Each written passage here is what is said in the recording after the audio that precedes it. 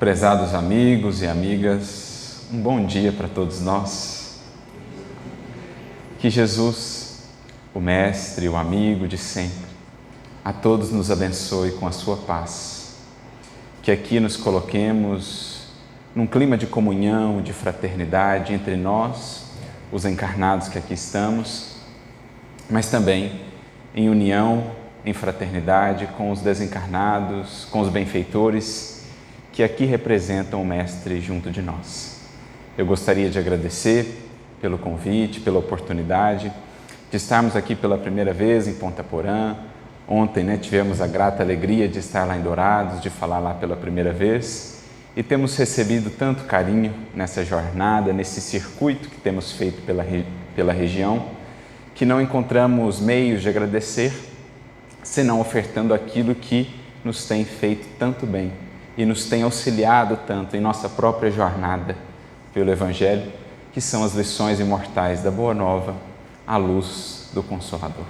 Então, que Jesus esteja conosco nestes momentos. E no Evangelho, nós teremos várias parábolas por meio das quais Jesus vai nos falar do seu reino, desse projeto, dessa proposta principal que ele vai nos apresentar na Boa Nova. E dentre as tantas que poderíamos aqui selecionar para comentarmos, para basearmos as nossas reflexões, fomos recorrer a uma que consideramos das mais belas, mas dentro dela vamos nos ater a um aspecto mais específico, porque vamos compreendendo com o tempo, à medida que nos aprofundamos no estudo, que no Evangelho os detalhes fazem toda a diferença. Às vezes, singelas expressões, curtas frases que nós pescamos, que nós acessamos no momento de luta, de dor, de reflexão mais profunda, encaixam-se como uma luva de maneira assim sublime em nossos anseios, em nossas buscas por resposta. E aquela simples expressão, aquele singelo detalhe do Evangelho, como que nos abre todo um universo de reflexão ou nos proporciona um consolo assim incomensurável. E é isso que nós vamos tentar destacar dentro dessa parábola sobre a qual refletimos ultimamente. Me refiro à parábola conhecida como Parábola das Bodas, que se encontra no capítulo de número 20 do Evangelho de Mateus, em que Jesus vai nos fazer essa comparação tão interessante do seu reino ou do reino de Deus, do qual ele é o arauto principal, comparando com um grande banquete, com uma grande festa que já foi dada, segue sendo dada, está aberta a todos que nela quiserem adentrar. A todos que souberem aceitar o convite, escolhendo participar desse banquete. Porque esses, mais propriamente, é que serão os escolhidos, como vemos na expressão do Evangelho. Muitos os chamados. Poderíamos dizer, atualmente no mundo, sem sombra de dúvidas, todos já foram de alguma maneira chamados ao banquete do reino. Nas várias tradições espirituais, nos vários ensinamentos que já foram veiculados no mundo, por encarnados, desencarnados, em todas as latitudes e longitudes, todos já foram alcançados, não diria por um convite, mas por vários convites. Agora escolhidos serão os que escolherem entre os banquetes ilusórios do mundo e o banquete divino que o Senhor nos proporciona. Nada, portanto, de privilegiados, nada, portanto, de favoritismos. Deus é a própria justiça misericordiosa e a todos os seus filhos oferece oportunidades para estarem mais junto dele e mais em comunhão com o seu amor.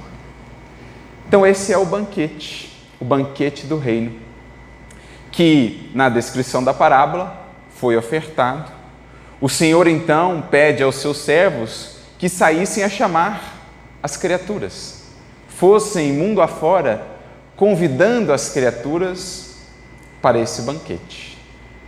No entanto, como nós vemos, especialmente no versículo 5 desta parábola, a maioria dessas criaturas, a imensa maioria, faz-se surda aos convites e aos chamamentos. Permanece ainda indiferente, distraídas as criaturas por outras buscas, por outras expressões, por outras sensações às quais ainda se vinculam. Então registra lá o evangelista que, ao serem convidados, muitos não fizeram caso do convite. Ou seja, não deram atenção, não puderam perceber, porque de mente e coração voltados ainda muito mais para aquilo que fere aos sentidos, para aquilo que nos proporciona as sensações transitórias, do que propriamente para edificações mais permanentes, mais divinas, no âmbito interno de si mesmas. Então, imersas na vida material, com as suas preocupações, de maneira similar ao que vemos naquela outra parábola, também muito conhecida, a parábola do semeador, ou dos tipos de solo, aquele solo com espinheiros, representando os espinheiros na própria explicação de Jesus, as preocupações da vida material que sufocam a semente, o convite do Evangelho em seus corações. Então diz lá o versículo 5, não fizeram caso do convite. Um dizendo que voltaria aos seus negócios, outro que iria aos seus campos, e assim se multiplicam as nossas justificativas, especialmente em tempos de calmaria, para não mergulharmos em nós. Temos a coragem de nos facear face a face, de nos vermos e reconhecermos tais quais somos, de enfrentarmos ainda as nossas sombras, melindres, ressentimentos. Mergulhamos num ativismo, num excesso de atividade, num excesso de buscas, de demandas aparentemente louváveis no mundo, para no fundo ainda fugirmos ao convite, ao banquete divino que nos espera. Vamos acreditando ou mantendo essa ilusão de que esses banquetes das sensações do mundo nos poderão matar a fome ou saciar a sede, quando seguimos sedentos e famintos de algo que não podemos explicar e que o mundo de modo algum nos pode oferecer. Mas essa tem sido a condição de nós tantas vezes. E ficamos a meditar, na medida em que vamos compreendendo isso, quantos e quantos convites já não passaram por nós, nesta existência, mas também em outras. E nós éramos, então, na parábola, aqueles personagens que não fazíamos caso do convite, distraídos por isso ou por aquilo, sempre deixando para depois, como se a construção do reino não pudesse conviver em nossa vida com os nossos problemas, como se as outras buscas e demandas que o mundo naturalmente nos apresenta não pudessem estar também a serviço do nosso crescimento espiritual. Porque quem vive com a consciência de que os valores do Espírito são os mais fundamentais, transforma toda e qualquer atuação e ação no mundo em caminho também para a construção do reino. Não são coisas antagônicas, não são coisas mutuamente excludentes, pelo contrário. Estamos com dificuldades em família, estamos com muitas demandas no trabalho profissional, isso não deveria nos impedir de buscar o reino.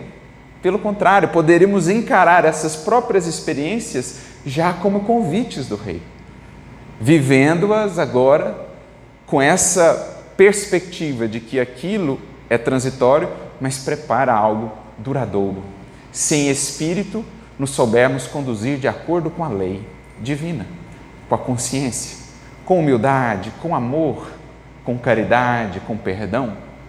Tudo passa a ser ocasião de desenvolvimento do reino. Para o espírito lúcido e desperto, o banquete ofertado pelo Cristo estará em toda parte, não só nos centros espíritas, não só em nossos momentos de estudo ou serviço na seara espírita. Em toda parte veremos a oferta e o convite de Jesus, esperando a nossa adesão. Então a gente vai ficando naquela condição que mais tarde o próprio Saulo reconheceria quando as portas de Damasco cai de sua montaria, a representar uma queda de suas ilusões, dos píncaros de orgulho e vaidade a que havia se projetado, quando ele cai em si como um filho pródigo que há muito estivesse distanciado do pai, ele então percebe que tudo aquilo que ele vinha vivendo antes, experiências que ele reputava desagradáveis, aquele incômodo de encontrar o Cristo em toda parte, aquele Cristo que parecia persegui-lo, ele então percebe, e Emmanuel registra no livro Paulo Estevão, o Cristo o havia chamado, o havia convidado por todos os meios e de todos os modos, mas ele ainda com escamas nos olhos, estava cego aos convites, surdo ao chamado. E é o que nós mesmos, cedo ou tarde, vamos percebendo no caminho. Então esse é o primeiro ponto que nos chama a atenção da parábola. Primeiro, essa indiferença em relação aos convites, na multiplicidade de formas pelas quais ele se apresenta em nossas vidas. Porque em geral não serão convites formais, assim, o Espírito através do médium enviou-nos uma mensagem dizendo, nós estamos te chamando. Em geral não são assim os convites de Jesus em nossa vida. São mais sutis. Surgem através das próprias dificuldades que no fundo nos convidam a sermos melhores, a buscarmos novas bases para nós, fontes de renovação. Surgem através das circunstâncias, surgem às vezes através de uma simples conversa com alguém, de um livro, de uma ideia que chega até o nosso coração, até os nossos ouvidos. É preciso, no entanto, desenvolver olhos de ver e ouvidos de ouvir. E muito de nosso esforço na caminhada do Espiritismo e do Evangelho não é senão, meus amigos, para desenvolvermos olhos de ver e ouvidos de ouvir. Porque então perceberemos que todos os recursos de que precisamos ali sempre estiveram. Nunca nos faltaram as respostas, as diretivas, os recursos ou o amparo. Nós é quem muitas vezes temos estado, nos mantido voluntariamente cegos e surdos.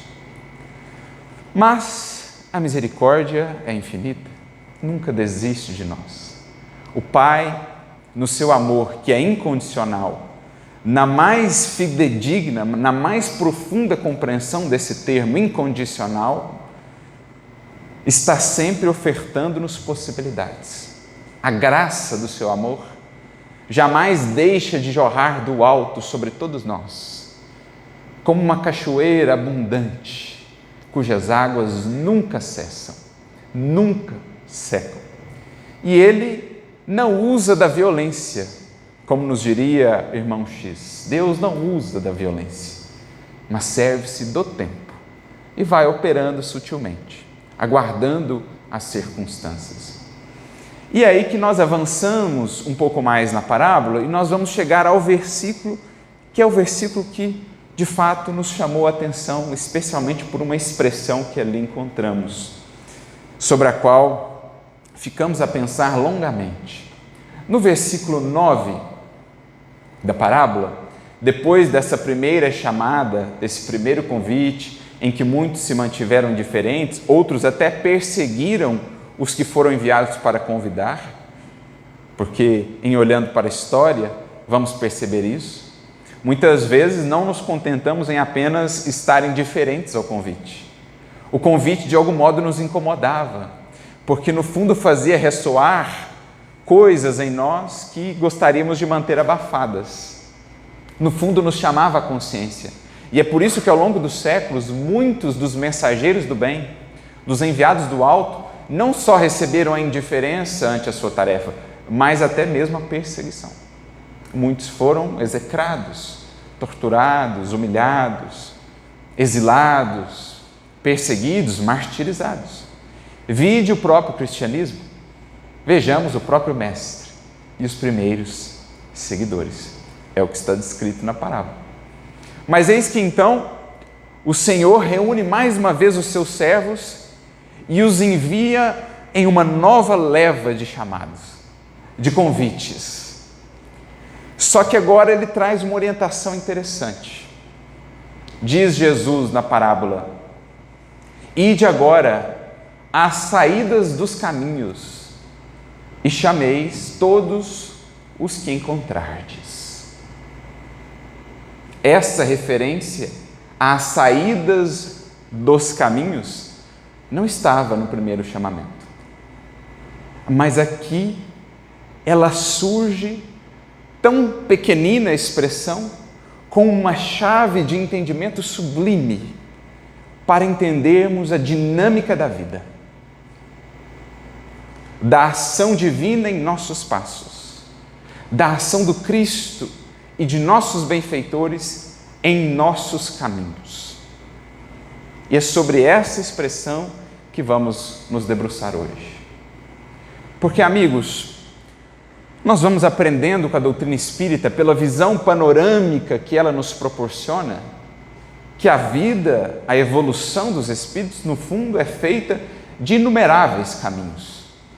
Tantos caminhos quantos possíveis, tantos caminhos quantos sejam os espíritos em evolução aqui na Terra. Cada espírito há de traçar um caminho único na sua jornada até o Pai, até as culminâncias da vida. Agora, nós somos chamados a partir da revelação do alto, começando lá em Moisés, passando por Jesus, chegando ao Espiritismo, nós somos chamados a escolher com mais lucidez os caminhos da evolução. Porque é fato, todo regato, todos os rios chegarão ao mar, e todos os caminhos um dia chegarão a Deus. Mas uma questão que se nos apresenta é: por que escolher caminhos tão longos às vezes, se caminhos mais curtos existem? Por que fazermos curvas tão demoradas, longas voltas, atalhos tão ásperos que vamos escolhendo, andando em círculo, às vezes por séculos, se caminhos mais retos já nos foram apresentados? Assim a gente entende melhor a fala de João Batista, precursor do Mestre, abrindo caminhos para ele. Diz João: endireitai os caminhos do Senhor, tornai retas as suas sendas. Ora, o que João está nos dizendo? Aprendamos com o Evangelho e com Jesus a escolher caminhos mais direitos, mais retos, sem tantas e demoradas curvas, para que não repitamos aquilo que simbolicamente foi expressado para nós lá no Antigo Testamento, no livro de Êxodo.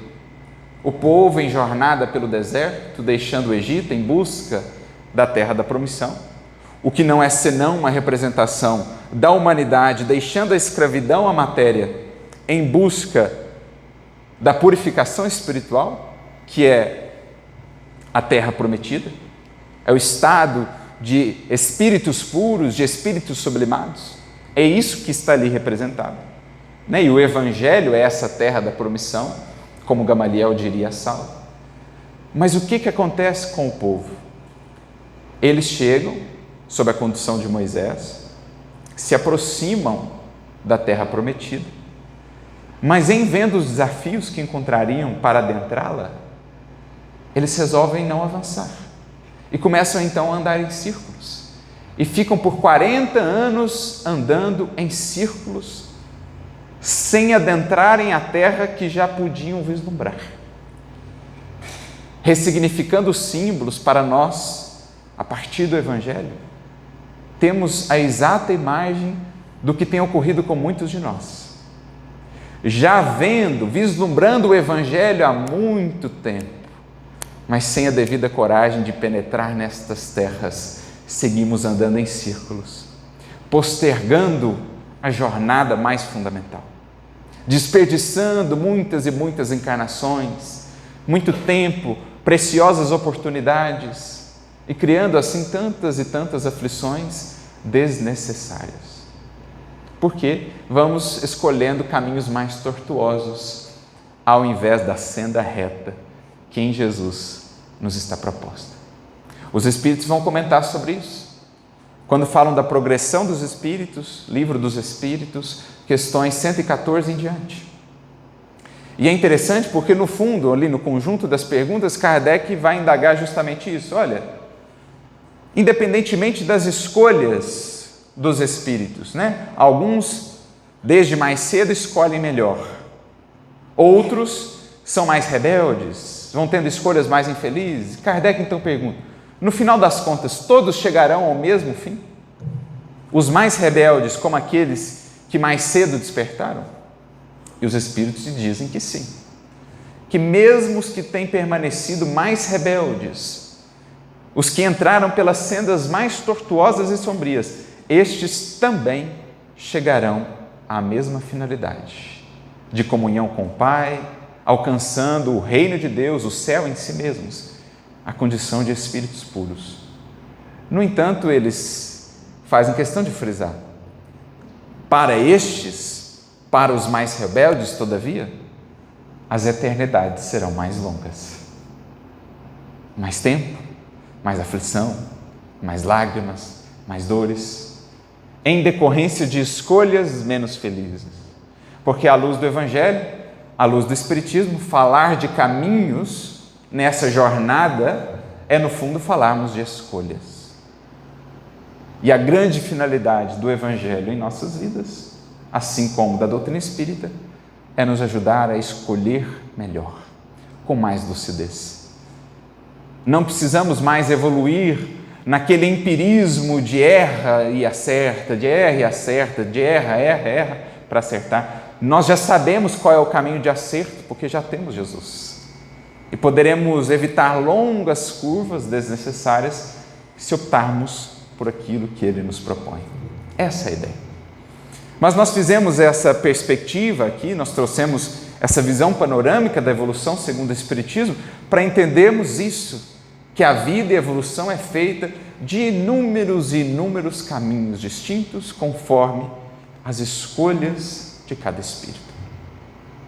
Só que, fazendo a amarração com esse detalhe e a expressão da parábola, a gente começa então a entender melhor a finalidade da orientação divina. Ide às saídas dos caminhos. Porque quando nós entramos nessas sendas de ilusão, de afastamento do Criador, de desvio da proposta da lei divina, que seria a senda reta, nós vamos no percurso colhendo cada vez mais desencantos, desilusões, frustrações, mesmo dores, como consequência natural daquele que escolhe afastar-se da lei. Abrindo a terceira parte do Livro dos Espíritos, em que Kardec e os benfeitores vão tratar das leis morais, Kardec começa indagando sobre a lei divina, ou a lei natural. E os Espíritos respondem que a lei natural é a lei de Deus e é a única capaz de nos assegurar a felicidade. E que somente somos infelizes porque dela em algum momento nos afastamos. Originalmente, essa é a ideia de pecado, que ao longo dos séculos foi ganhando outras conotações, mas se voltamos ao hebraico, ao aramaico, a palavra é hatá, que significa literalmente desvio. Pecado significa desvio. Você tem o caminho para ir de Ponta Porã a Dourados, mas vou fazer um desvio, e aí envereda aí por sendas, estradas de terra, e vai, em um caminho que você faria em 1h30, você gasta 5 horas, 6 horas, atola, gasta 10 horas. Isso é o pecado. É quando voluntariamente você escolhe o caminho mais difícil, mais doloroso, mais demorado. Só que, por mais longos sejam os nossos percursos nesses caminhos de ilusão, quando a gente escolhe viver única e exclusivamente para os prazeres, para as conquistas materiais, para as sensações, para as vaidades, completamente distanciados de Deus, de uma reflexão mais profunda sobre os valores fundamentais da vida, distanciados até de nós mesmos. Por mais que a gente viva por muito tempo nessa condição, chega sempre uma hora em que a gente se cansa, em que a gente satura. A gente está ali naquele círculo vicioso, pensando, mas eu já passei por esse caminho, eu já fiz isso aqui muitas vezes. E se eu estou seguindo os mesmos caminhos, eu vou chegar nos mesmos lugares sempre. Chega uma hora que o Espírito fala, não dá mais. Desse caminho eu cansei. Eu preciso de novos. Se eu quero chegar a novos horizontes, a novos locais, a novos estados de espírito, eu preciso de novos caminhos. Então, o nosso afastamento da lei, cedo ou tarde, gente, nos leva a uma saturação, a um desencanto, a um anseio por novos caminhos. Querem ver um exemplo? Nós temos uma obra muito conhecida, muito interessante, de André Luiz, chamada Libertação. E um dos personagens principais da obra será o espírito Gregório, que foi lá atrás, Gregório IX, aquele que consolidou o Tribunal da Inquisição. Ele viveu ali contemporâneo a Francisco de Assis, se não me engano, depois do Papa Inocêncio III, ele foi Papa também, Gregório IX, por volta do ano 1200 e alguma coisa. E como nós vemos na obra, André Luiz, juntamente com Gube e uma equipe ali se forma, a pedido da mãe espiritual de Gregório, chamada Matilde, espírito iluminado, que acompanhava o filho há 700 anos. Você imagina, a obra veio ali em meados, de 1950, ali em meados do século passado, e Gregório IX viveu lá em 1200 e alguma coisa. Então ele estava mais ou menos 7 séculos do mundo espiritual, operando em falanges sombrias, coordenava ele lá uma falange das sombras, eles se colocavam como os juízes, Enfim, não vou dar muito spoiler da obra, não vou adiantar muito para quem não leu ainda. Mas um aspecto nos chama a atenção na obra. A mãe, quando busca o Gúbio e aquela equipe, para que pudessem ajudá-la agora a ajudar o filho, ela diz assim, há muito tempo que vem acompanhando ele, aguardando uma brecha, aguardando um momento para poder intervir. Antes estava ele muito endurecido, muito indiferente a qualquer aproximação, qualquer penetração.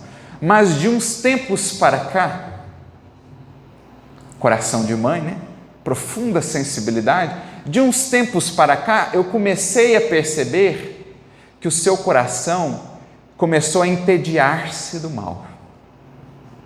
Começou a duvidar da vitória da sombra. Em outras palavras, já fazendo a conexão, ele começou a chegar à saída de um caminho para a entrada em um outro. Entendem? Por mais longamente que sejam 7 séculos, que tenhamos caminhado por veredas de sombra, em algum momento chegaremos às saídas dos caminhos. Chegaremos a nos cansar daqueles caminhos, a nos entediar do mal, porque a criatura não pode manter-se indefinidamente distanciada da fonte da vida. Lembro-me certa feita de ouvir uma comparação de um pastor, inclusive, que achei muito interessante. Falando desse nosso desvio da lei, desse afastamento de Deus, ele diz assim, é como no caso de um ventilador. Quando você desliga ele, ele pode ficar girando por um tempo ainda, mas chega uma hora que esgota, que ele não consegue mais girar, porque era só uma energia residual, uma energia cinética do movimento que ainda existe, mas ele não consegue manter-se indefinidamente funcionando distanciado da fonte. Assim os espíritos. Pode ficar 7 séculos, 1 milênio, 2 milênios, mas é o ventilador que está ali devagarzinho, cada vez mais devagar, até uma hora que ele para e sente, pensa consigo: eu não suporto mais. Esse caminho, essa condição para mim não dá mais. Aí ele chegou à saída de um caminho. Ele se exauriu daquelas sensações mais rasteiras, das ilusões que cultivava. E é aí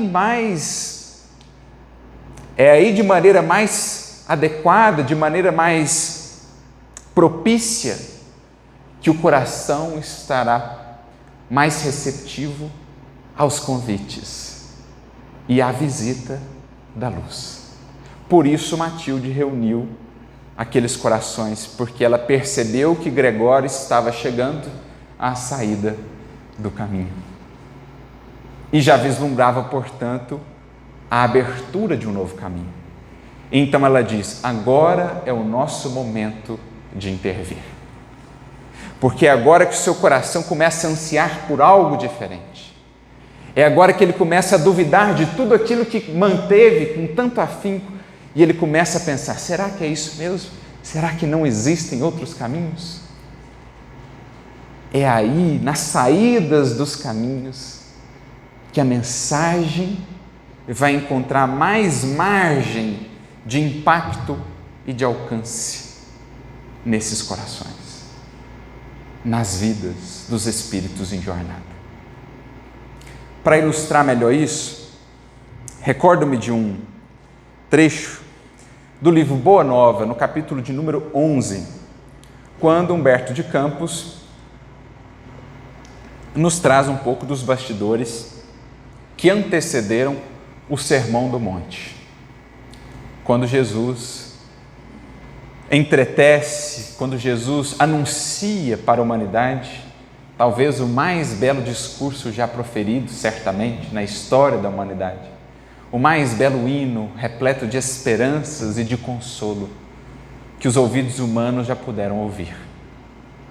Mas antes disso, existia ali um dos discípulos, Levi, Mateus, que tinha dificuldade de entender o valor dos pequeninos, dos aflitos, na seara do Evangelho. Porque ele pensava: a gente precisa dos poderosos, de quem tem influência, de quem tem grandeza, porque por meio desse a gente vai conseguir difundir mais a mensagem. Eles vão ter mais recursos, a gente vai poder ter mais alcance, mais números. Então chegavam lá os aflitos, os estropiados, os coxos, aqueles cheios de feridas, totalmente miseráveis. E Levi tinha dificuldade, falava assim: o que vocês podem fazer pelo Evangelho? Não tem muito o que fazer, né? Ele até tinha conversado com alguns que chegaram ali, que se colocaram a serviço, falou: mas o que vocês têm a dar para o Evangelho? Não tem recurso, não tem cabedal intelectual, não tem isso, não tem aquilo outro. Então eles ficaram ali amuados num cantinho com a postura de Levi.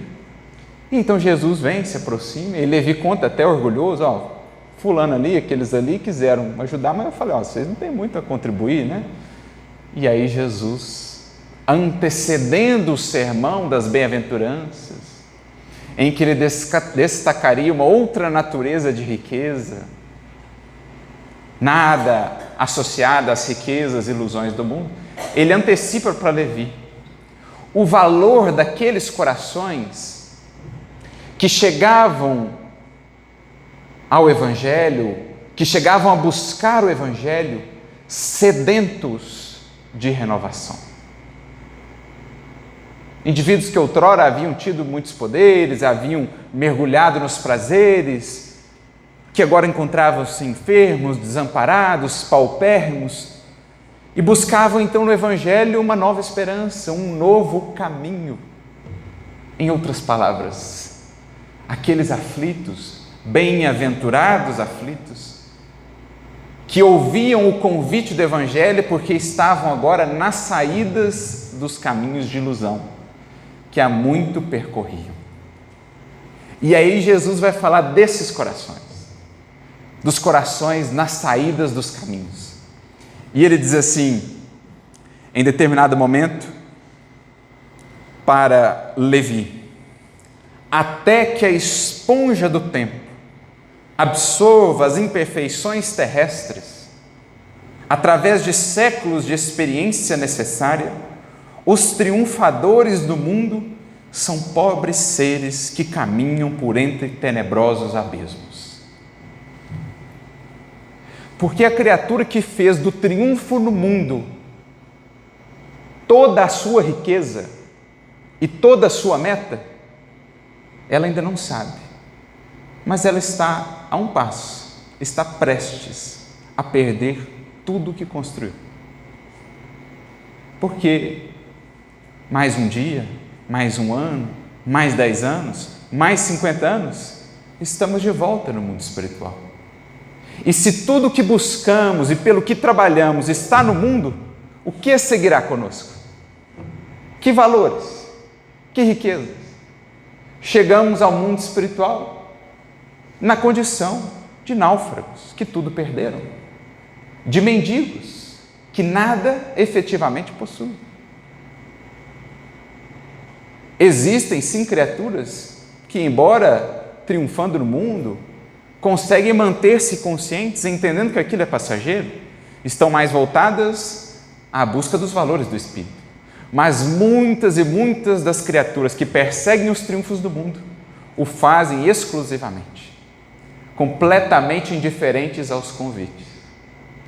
Voltamos lá à parábola. Aqueles que foram convidados e que não fizeram caso do convite. Não, eu vou mexer com os meus negócios. Não, eu vou voltar para o meu campo. Não, depois eu penso nisso. Amanhã vem a desencarnação. E são colhidos de surpresa, porque não acenderam a luz para o caminho, para outra vida. Vêm-se cegos, cercados de sombras, sequer compreendendo a sua situação. Quantas vezes nas reuniões mediúnicas não conversamos com espíritos assim, que se voltaram única e exclusivamente para o mundo. Mas, se esses vão caminhando por entre abismos, o Senhor Jesus, os benfeitores, não desistem de despertá-los em tempo. E quando não o conseguem pelos convites do amor, chamando-os ao serviço, ao estudo, à consciência, recorre às vezes à misericórdia, a uma outra educadora cujo convite é mais enérgico, é mais enfático.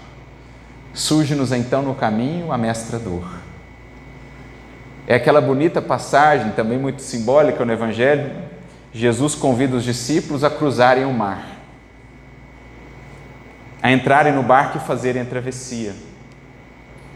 Quando começam a navegar, passado um certo tempo, Jesus adormece lá na proa do barco, lá no fundo. E no horizonte surge então a tempestade. Conseguimos ver a mensagem implícita? O que é uma encarnação, meus amigos, senão um convite de Jesus para novamente adentrarmos no barco e fazermos a travessia, de uma margem à outra da vida. E voltamos do mundo espiritual repletos de propósitos com Ele, por isso Ele está no barco conosco. Nós embarcamos com Ele, cheios de sonhos, de melhoria, de serviço com Jesus. Mas à medida que navegamos, o mundo vai nos distraindo, as ilusões e etc., que é o que está representado no sono de Jesus no barco. Ora, Jesus não dorme em serviço. Aquele sono é representativo, é simbólico. Nós é quem o lançamos à proa do barco, à última posição, e o deixamos lá adormecido. Os compromissos com ele ficam para depois. O trabalho ingente, profundo de transformação, deixa para depois. Primeiro eu vou me focar nessa coisa aqui. E aí ele fica lá adormecido. Os convites chegam de outra maneira, mas nos fazemos indiferentes, não fazemos caso. E então o horizonte se nubla, a tempestade se anuncia. E qual o primeiro movimento dos discípulos ante o horizonte sombrio que se desenhava? Corre lá na proa do barco e acorda Jesus. Somos nós, é a vida, é a misericórdia nos chamando por meio desses outros convites, porque para os primeiros, para os convites do amor, nos fazíamos surdos. Então vem a dor, estender mais um convite, mas às vezes mesmo a ela resistimos. No entanto, para outros, ela cumpre o seu papel. Quantas criaturas não caminhavam vida fora completamente desconectadas dessas buscas? de triunfo em triunfo, de conquista em conquista, de prazer em prazer, quando de repente sentem as suas vidas viradas de pernas para o ar. É a dor que os visita, na forma de uma dificuldade, da partida de um ente querido, de uma enfermidade, de um revés financeiro, de um abandono, de uma traição. E então caem literalmente de suas montarias de ilusão, seus castelos de areia desmoronam para perceber, enfim, que aqueles caminhos, que aquelas buscas já não fazem mais sentido, saturaram-se daquilo, encontram-se, enfim, nas saídas dos caminhos. É o que Jesus segue dizendo a Levi e a todos nós. É imprescindível, pois, atentemos na alma branda e humilde dos vencidos. Quem são os vencidos do mundo, muitas vezes? Os vencidos pela dor, pela enfermidade, por essas dificuldades aqui mencionadas, e que percebem que antes, em verdade, não eram vitoriosos, mas que agora vencidos ou trazidos de novo à realidade e a mais lucidez, agora sim começam a se preparar e a se abrir para a verdadeira vitória na vida, para o que seja realmente triunfar em espírito, porque à luz do Espírito, muitas vezes a vitória estará onde se vê derrota, e a derrota ou a queda estará onde se vê vitória. Então Jesus alerta Levi, é preciso atentemos para essa alma que foi feita mais branda e mais humilde dos vencidos por conta da dor que os domou, da dor que rompeu as cristalizações, a casca mais dura da indiferença e do egoísmo, do arado da dor que os rasgou, solos impermeáveis que eram, agora, trabalhados pelo arado, fizeram-se solos arejados, receptivos às sementes.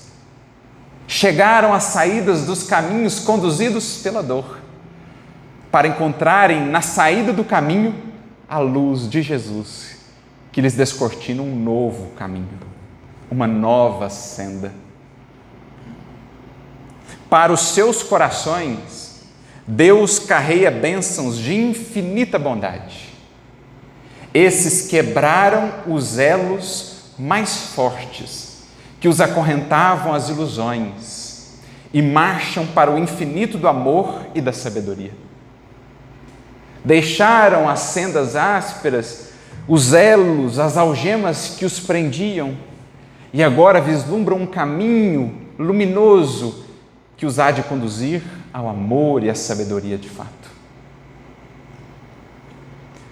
O leito de dor, a exclusão de todas as facilidades da vida, a incompreensão dos mais amados, as chagas e as cicatrizes do espírito são luzes que Deus acende na noite sombria das criaturas.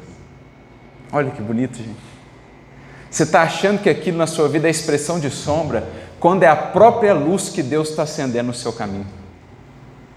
Você está achando que a dor, que a perda, que a dificuldade é a sombra que te visita e te faz chorar, mas é a própria luz que está te tirando da sombra maior em que você estava. Sombra de ignorância, sombra de ilusão, sombra dos vícios e das paixões. Vem então o leito de dor, a partida do ente amado, que nos faz então repensar tudo o que fazíamos da vida, porque agora tudo que buscávamos desesperadamente parece não fazer sentido, não tem mais tanto valor. E eu começo a me indagar o que no fundo eu busco. E aí a gente vê os corações chegando na casa espírita ou na igreja, porque conduzidos pela dor chegaram às saídas dos caminhos. É tão bonito isso, gente, que nós reparamos no próprio Evangelho como muitos dos encontros transformadores de Jesus com certas personagens se deram nas saídas das cidades. Se a gente vai, por exemplo, ao Evangelho de Marcos, capítulo 10, o encontro com Jesus com o cego de Jericó se deu onde? Na saída de Jericó. E Jericó, como sabemos, na simbologia do Evangelho, é uma representação do mergulho na matéria, né? Descia um homem de Jerusalém para Jericó. Queda moral, mergulho na matéria, nas sensações. Só que aquele cego, Jericó para ele já não mais o satisfazia, porque ele já havia colhido as consequências, as angústias de ter vivido tanto tempo ali. Claro, é tudo uma representação simbólica. E então, na saída do caminho, ele percebe a passagem de Jesus, que o convida a uma vida nova. O cego é uma analogia do espírito, que de tanto mergulhar na sombra, viu-se ali, cego, pedinte, à margem do caminho, mas que já se exauriu, anseia por nova luz, por um novo caminho, e se coloca então à saída da cidade, esperando que Jesus o possa levar a outras cidades, a outras instâncias da vida. Somos nós. Mesma coisa o cego de Betsaida, no capítulo 8 de Marcos. Jesus o toma pela mão e o leva para fora da cidade, para lá efetuar a cura. E ao final diz assim, de maneira até paradoxal: volta para a tua casa, mas não volta para a cidade. Mas como assim? Se a casa dele está dentro da cidade, como é que ele vai voltar para casa e não vai voltar para a cidade? É porque a cidade ali é uma representação da faixa de buscas em que ele vivia. E Jesus então diz: queres seguir vendo? Queres permanecer são? Volta para a tua casa, a mais interna, mas não volta para aquela faixa de buscas.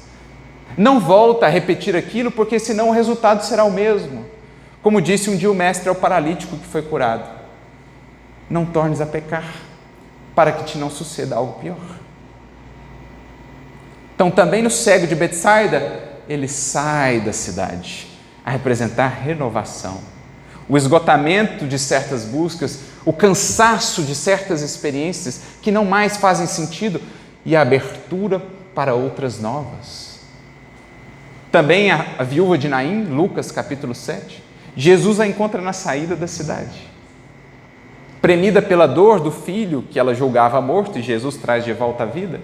Mas quantas vezes corações não penetrarão num centro espírita, levados à saída da cidade, às saídas dos caminhos, porque um filho, um coração amado partiu. E é ali que o seu coração se fará então mais aberto e receptivo à mensagem transformadora de Jesus. Quantos não fizeram uma guinada profunda de suas vidas por terem sido levados às saídas dos caminhos pela desencarnação de alguém amado? Então a gente percebe que isso perpassa todo o Evangelho. A saída do caminho, a saída da cidade, onde o convite novamente nos será enviado, agora em circunstâncias mais propícias, porque mais trabalhados, mais receptivos, é essa condição em que o Espírito enfim passa a ansiar e a perceber que ele não tem fome de sensações transitórias, ele tem fome de eternidade. Que ele não tem sede de prazeres fáceis e efêmeros, ele tem sede de amor profundo, como a mulher samaritana, como a Madalena. Essa condição nas saídas dos caminhos, portanto, é aquilo que Leon Denis nos dirá na introdução da sua obra magistral, Depois da Morte. Diz ele: essa obra foi escrita para aqueles que estão cansados de viver como cegos, ignorando-se a si mesmos, para aqueles que não mais se contentam com uma civilização toda material e superficial e que aspiram por coisas mais elevadas. Essa a saída do caminho. Aqui chegaremos muitas vezes conduzidos pelo leito de dor, pelos reveses, pelas lutas. Por isso que Jesus diz que essa exclusão das facilidades, o leito de dor, as cicatrizes do espírito são luzes que Deus acende em nossa noite moral. Tomamos-as por sombras, mas mais tarde, mais maduros, veremos que foram luzes pelas quais agradeceremos profundamente. E ele segue mais adiante dizendo: suas almas são a terra fecundada pelo adubo das lágrimas. Poderíamos acrescentar: trabalhadas pelo arado da dor e das esperanças mais ardentes, onde as sementes do Evangelho desabrocharão para a luz da vida. Eles saíram das convenções nefastas e dos enganos do caminho terrestre. Olha aqui as saídas dos caminhos. Eles saíram das convenções nefastas e dos enganos do caminho terrestre. Saíram daqueles caminhos. E bendizem do nosso Pai, como sentenciados que experimentassem no primeiro dia de liberdade o clarão reconfortante do sol amigo e radioso que os seus corações haviam perdido. Nas saídas dos caminhos, o sol resplandece. O que foi o caminho de Damasco para Saulo, senão a saída do caminho e a entrada no novo, onde ele viu o sol de Jesus brilhar como nunca antes havia visto. O Mestre o havia buscado por todos os meios, de todos os modos, como citávamos, mas só ali, quando ele vinha refletindo naquela jornada, passando pelo deserto, ele vinha pensando: eu não consigo encontrar a paz, tudo que eu busquei, tudo que eu construí até agora não me tem satisfeito. É isso que ele vinha sentindo, é a angústia existencial que o tomava. As coisas pareciam não fazer sentido, e é então que o Senhor encontra espaço para brilhar em sua vida. Quantos de nós não teremos vivido isso? Às vezes, materialmente as coisas vão até bem, mas somos tomados de repente por uma angústia. A vida parece sem sentido, sem propósito. Aqui, num relato pessoal, mencionamos que nós mesmos, em certo momento, assim nos víamos, numa profunda angústia existencial, já tendo recebido outros convites, mas não fazendo caso deles. E só quando chegamos então a essa saída de caminho por angústia, é que o Senhor resplandeceu e se mostrou mais belo do que nunca aos nossos olhos e ao nosso coração. Isso foi o caminho de Damasco para Saulo, a saída de um para a entrada em outro. E nós também teremos os nossos caminhos de Damasco, em que o sol de Jesus brilhará como nunca. Sempre ali esteve a nos sustentar e a nos manter, mas agora veremos o seu brilho, perceberemos a sua presença como nunca antes. Um outro exemplo muito belo também, de chegada à saída de caminho, a essas saídas de caminho, vamos recordar a figura de Madalena, no registro que foi feito para nós no capítulo 20 do livro Boa Nova. Ela que vivia numa vila principesca, entregue aos prazeres, às sensações, havia ouvido falar daquele jovem mestre, cuja mensagem ecoava nas adjacências, falando de esperança, de recomeço. Certo dia, então, depois de muito refletir, de muito chorar até consigo, ela resolve buscá-lo na casinha de Simão Pedro. O busca numa noite e Jesus já estava ali a esperá-la, porque percebia que aquele coração havia chegado à saída de um caminho. Então ela se aproxima do Mestre e diz: Senhor, ouvi a vossa palavra consoladora e venho ao teu encontro. Tendes a clarividência do céu e podes saber como tenho vivido. Sou uma filha do pecado, todos me condenam. No entanto, Senhor, vede como eu tenho sede do verdadeiro amor. A minha vida, com todos os prazeres, tem sido estéril e amargurada. A angústia havia tomado conta daquele coração. Aquelas sendas já não mais faziam sentido. Ela então continua dizendo ao Mestre: ouvi o vosso amoroso convite ao Evangelho e desejaria ser uma de suas ovelhas, mas será que Deus me aceitaria? E é então que Jesus, olhar que é só amor, volta-se para ela e no fundo para todos nós, arrependidos dos caminhos de outrora, saturados dos caminhos de outrora. Jesus volta-se a todos nós, falando por meio dela e diz: Maria, levanta os olhos para o céu e regozija-te no caminho, porque ouviste a boa nova do reino e Deus te abençoa as alegrias. Acaso poderias pensar que alguém no mundo estivesse condenado ao pecado eterno? Onde então o amor de nosso Pai? Nunca viste a primavera dar flores sobre uma casa em ruína? As ruínas são as criaturas humanas, mas as flores são as esperanças em Deus.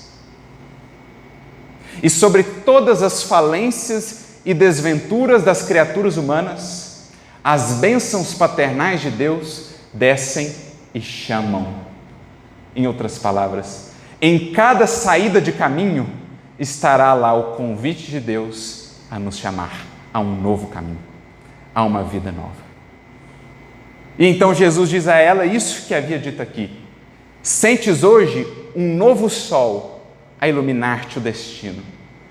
Caminha, pois, sob a sua luz, porque o amor cobre a multidão de pecados. O mesmo sol que Saulo viu em Damasco, ela viu na casinha de Simão Pedro.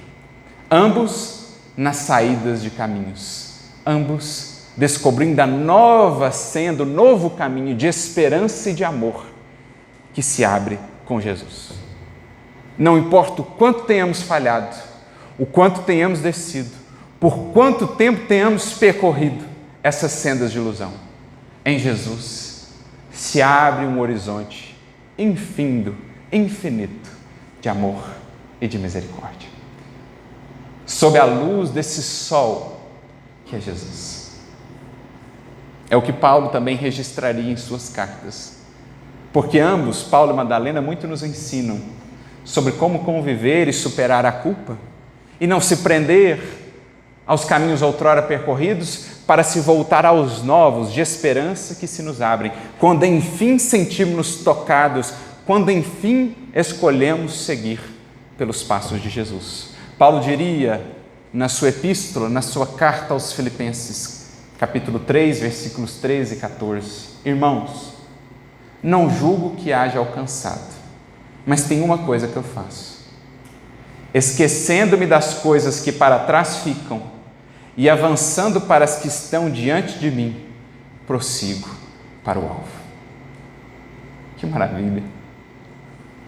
Não importa, portanto, meu amigo, minha amiga, quais sendas de ilusão, de dor, de queda moral tenhas percorrido, em Jesus o convite ressoa. No Evangelho o sol segue a brilhar. E se porventura já te encontrares nas saídas dos caminhos, não deixe de atentar para o convite, de acolher essa luz e de, como Paulo e Madalena, enveredar por essa nova senda, senda redentora, onde o amor há de cobrir a multidão de nossos pecados, onde o amor há de nos fazer acreditar e consolidar em nós a certeza de um amor, de uma misericórdia que não se esgotam, e de que, sim, poderemos sim alcançar a felicidade, por mais tenhamos nos equivocado. Porque o Evangelho, a partir dessas próprias vidas, colhidas às saídas dos caminhos, mas transformadas em verdadeiros roteiros de luz por Jesus, o Evangelho quis ser e segue sendo a demonstração patente para todos nós de que a mensagem de Jesus, como diz Emmanuel no capítulo 92 do livro Caminho, Verdade e Vida, é o código de ouro das vidas transformadas para a glória do bem. Como Madalena, como Saulo, todos teremos o nosso caminho de Damasco. E é preciso refletamos nos caminhos que temos percorrido, se ainda estamos por aquelas sendas de ilusão ou se já nos sentimos mais próximos às saídas dos caminhos. Porque os convites têm chegado, os convites do amor sempre chegarão, para que pela adesão voluntária, pela proposta de estudo e serviço, entremos na senda do Mestre sem que a dor precise nos conduzir até essas saídas. Mas, se temos nos feito refratários até então a esses convites mais amenos, quando estivermos ali, vivendo a sombra, a luta e a angústia, identifiquemos que enfim chegamos à saída do caminho, mas no fim, ou no fundo, a abertura de um novo, em que Jesus nos estende as mãos para a nossa redenção. A todos, portanto, que o Senhor nos abençoe, que saibamos ver onde geralmente vemos sombra, no fundo as luzes que se acendem, a nos apresentar um horizonte do qual havíamos esquecido, a nos relembrar de nossa própria natureza, muitas vezes por nós abafada, dizendo-nos a todos: não é a isso que estás destinado, não ao mundo, não aos prazeres, mas à glória da vida, no infinito, no além, na imortalidade sublime que a todos nos espera. Muita luz e muita paz de Jesus a todos vocês.